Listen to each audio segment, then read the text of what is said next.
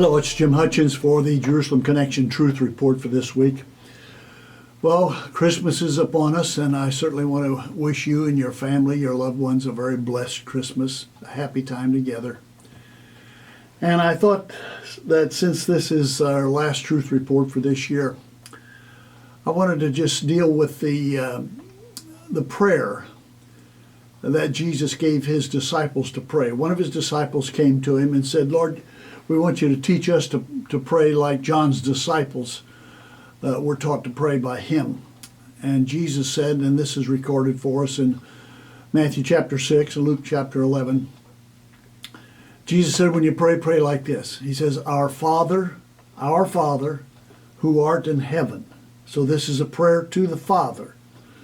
Jesus is saying, pray, direct your prayers to the Father. Our Father who art in heaven, hallowed be your name.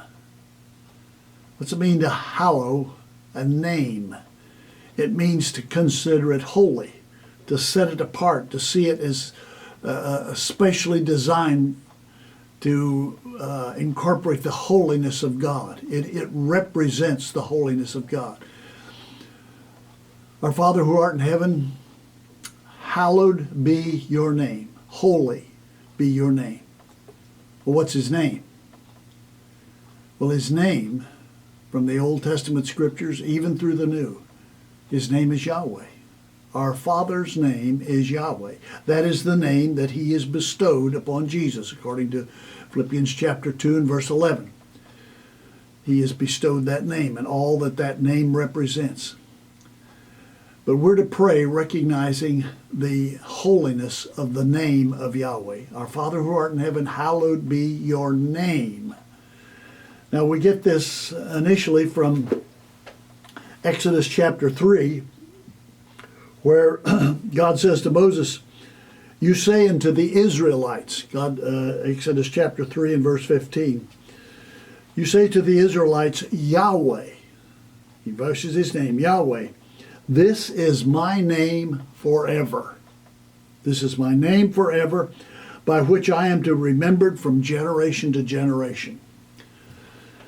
Now, sadly, he has not been remembered from generation to generation by that name. He's largely unknown by that name. As we've mentioned many times, the Jews are forbidden to use that name out of misguided sense of reverence. And Gentiles largely are not aware of it. But that is going to change. His name will be honored and recognized from the rising of the sun to the place where it's set. We'll talk about that next week as we close out.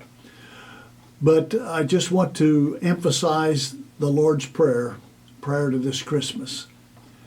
I say it's the Lord's Prayer, and it's really the disciples' prayer.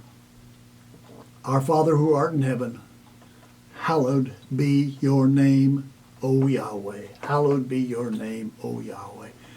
And as you use the Lord's Prayer, or as the disciples' prayer this Christmas, remember that. Hallowed be your name, O Yahweh. You can be way ahead of the spiritual curve if you'll acknowledge the name of Yahweh. For that's the name that is to be hallowed, to be set apart as holy. And that's the truth.